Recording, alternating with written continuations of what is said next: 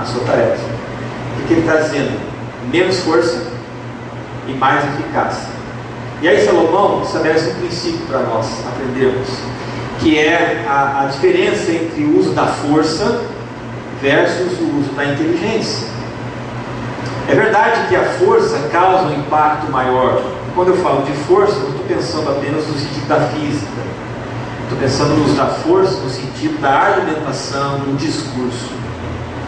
Quando você pega a força, a capacidade de dar ordens, a capacidade de dizer o que fazer, é claro que determinadas pessoas que já nascem com uma certa técnica de liderança e podem usar o poder para isso, elas têm muito mais impacto, porque isso é natural delas.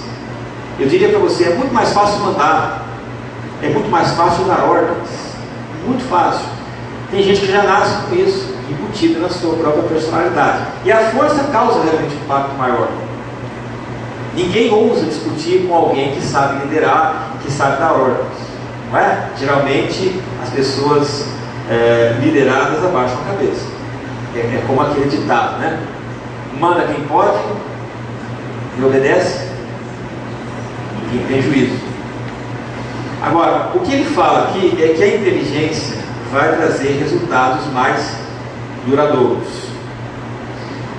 Quando a gente fala de poder, e aí eu queria falar de poder no sentido bem expandido, quando a gente fala de poder, a ideia que as pessoas que têm poder possuem é que, por causa do poder, todos vão aceitar suas ideias, seus planos e as suas vontades. O poder garante que ela obtenha 100% de obediência aos planos, às ideias e às vontades dela. Mas Salomão vai sugerir nesse texto uma outra alternativa ao poder, que é a alternativa da bondade. Porque o medo, o poder, aliás, ele vai gerar medo. Muitas vezes as pessoas se submetem não porque respeitam e não porque admiram, mas porque elas estão com medo. Já a bondade vai gerar confiança, vai gerar credibilidade. E a bondade vai convencer as pessoas de que nós não queremos nos aproveitar delas, mas queremos ajudá-las também a crescer. O que o poder faz? Ele apenas força os outros a conseguir o que eu quero. E aí eu quero dizer para você que, de maneira geral, todos nós temos poder. É ilusório dizer que poder é uma coisa que está no campo político ou econômico. Todo mundo aqui tem poder, certo? Eu e você temos poder sobre os nossos filhos, quem tem os filhos, temos poder sobre eles, temos poder no casamento, temos poder na igreja, temos poder no trabalho, onde a gente realiza a nossa função. E todos nós exercemos algum tipo de poder, em qualquer instância. O grande perigo do poder que nós temos é usar esse poder para uma finalidade errada. Como é usar o poder para uma finalidade errada? É querer consertar aquilo que eu acho errado nos outros. É quando eu quero consertar os erros dos outros e consertar os erros do mundo. Eu uso o meu poder para dizer: você está errado, deixa eu fazer você acertar, deixa eu colocar você na linha. E aí a gente acha que Deus nos chama para arrumar a desordem reinante do mundo, e a desordem é reinante em qualquer instância.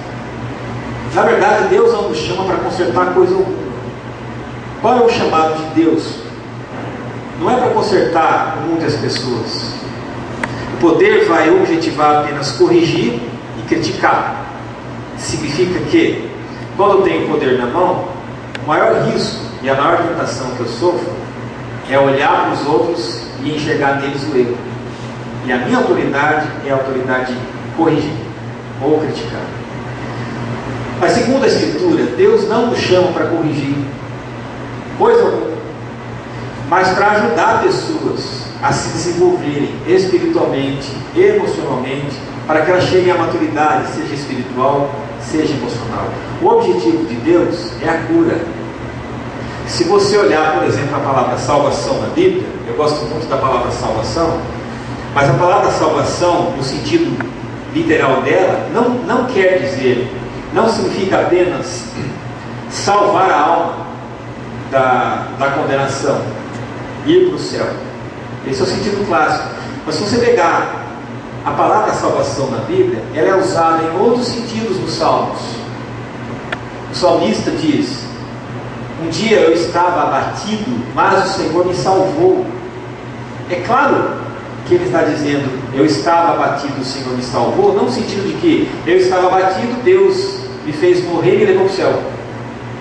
Mas eu estava muito chateado, triste, e Deus me livrou da tristeza, me tirou do abatimento. Salvar é curar emoções. Se você olhar, por exemplo, para o apóstolo Tiago, ele diz na sua carta: tem alguém no meio de vocês doente?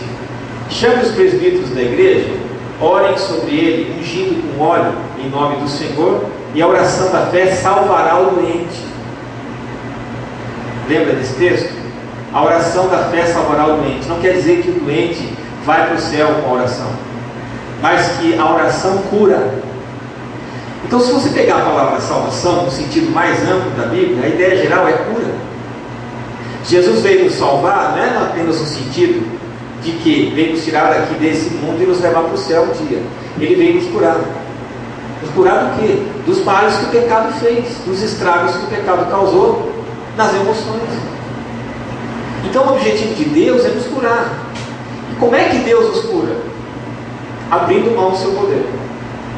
Se você olhar Filipenses, você vai perceber que Paulo diz: Jesus não julgou como usurpação ser igual a Deus, mas esvaziou-se a si mesmo, assumindo a forma humana, e reconhecido em forma humana, a si mesmo se humilhou e tomou a forma de servo. Ele vai e pega a bacia, não é? E lava os pés de todos os discípulos, inclusive o de Judas, para mostrar para nós que o objetivo dele é curar aquilo que o pecado estragou na nossa vida de maneira geral.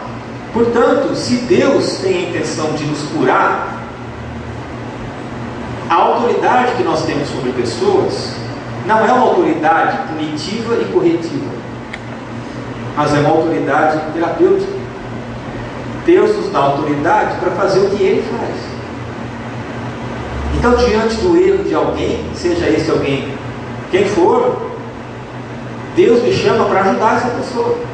Porque atrás de um erro, queridos, sempre há uma doença. Porque atrás de um mau comportamento sempre existe uma enfermidade emocional. E como é que a gente cura? A gente cura imitando Deus. Como é que Deus cura? Usando a bondade em vez da força.